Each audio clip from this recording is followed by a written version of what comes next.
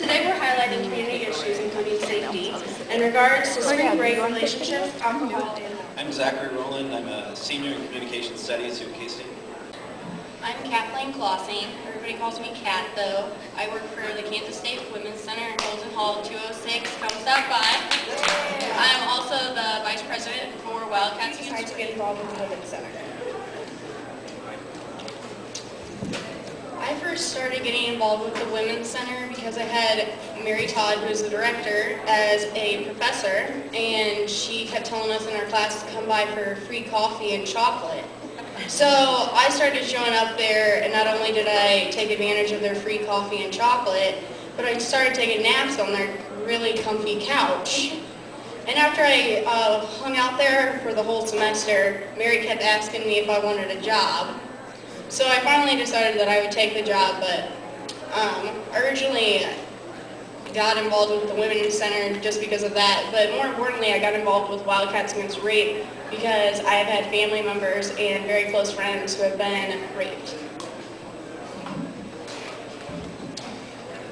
I got involved in the Women's Center in kind of a roundabout way. As a freshman here at K-State, innocent and happy, I really didn't pay attention, but as I've spent more and more years here, several of my close friends have come to me and talked to me about how they've been assaulted, whether it was in their childhood days or if it was more recently around Manhattan specifically.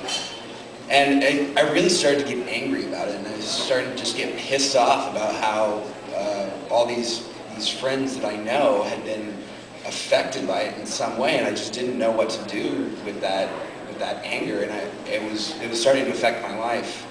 And then I found out about the Women's Center, and I got involved in Wildcats Against Rape, and it really became this driving passion in my life. I took that anger and just decided to focus it toward a positive cause.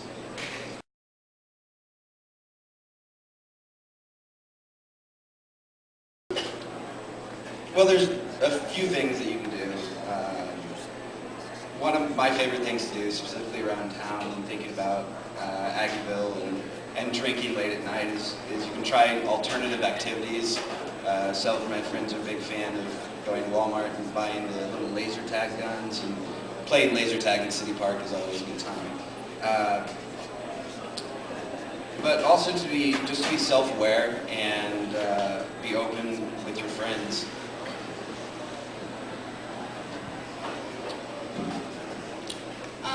I would definitely suggest for those people who are going to be going out and drinking alcohol at all, you really want to consider going with a group of friends, and that doesn't involve just places where you're going to drink alcohol, but anywhere. Go with a group of friends and stay with your group of friends. I've been to lots of parties where it's like, oh, that really cute guy was talking to me, and so you're like, well, there's an after party at his house, so should I go or should I not?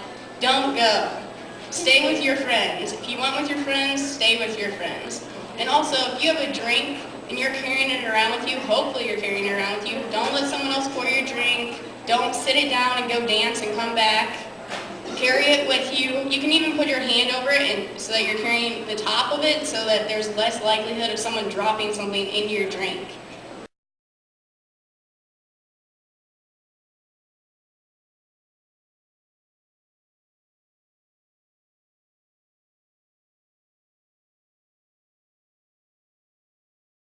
what can men do to be part of the solution and not the problem?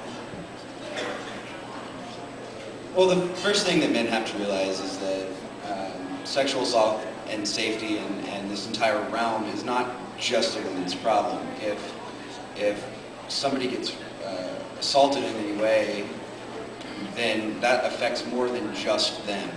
If, it could be your sister, your mom, your brother, a close friend, relative, it could be anyone, and if you're close to them in any way, shape, or form, it's going to affect you.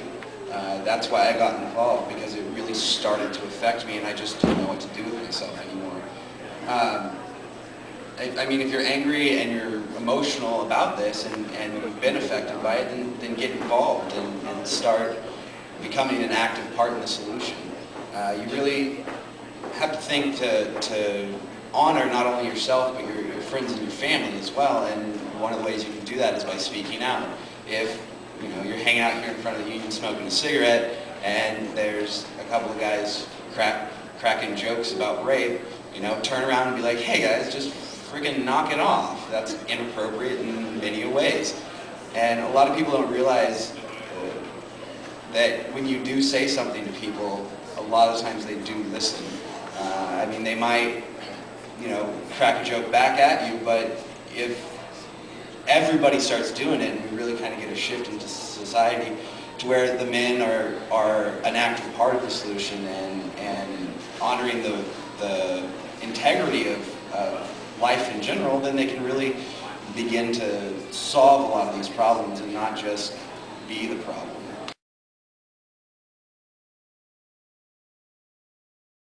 I think that you need to find a person that you can communicate with is one of the most important things. If you can't communicate, things aren't going to go well.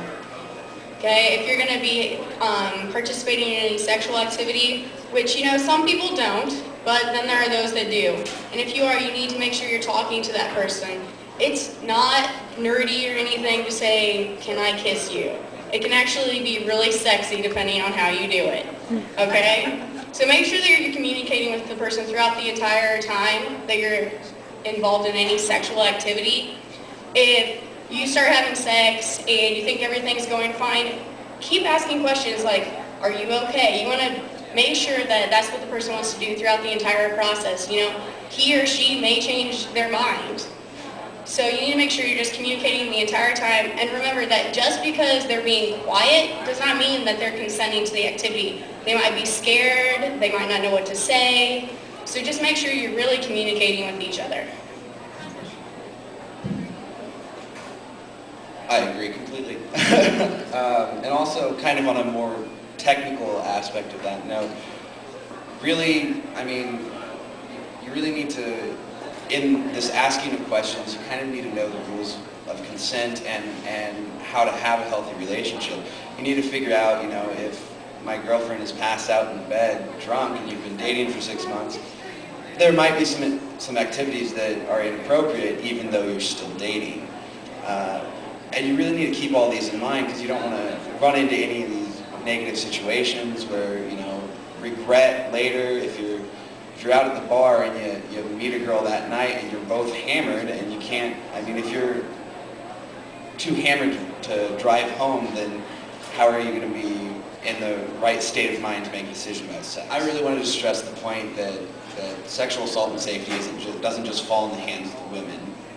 Men have a responsibility in and of themselves, and we really do need to get involved and pay attention to what the hell is going on in society.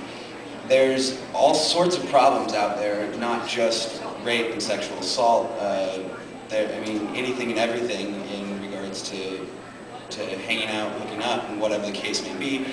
And if you're not aware of what's going on in your life and being a man or a woman of integrity and really understanding how society operates, then you're going to get involved in some shady activities and life's going to suck for you. I really want to encourage everyone to come stop by the Women's Center. We have lots of party tips and we can give you advice about spring break there. We're in Holton Hall 206. You can also check out our webpage. It has lots of information. You can find it on the K-State website. Or check out Wildcats Against Rape if you're interested in getting involved with elimination of sexual assault and rape in the Manhattan community and K-State campus.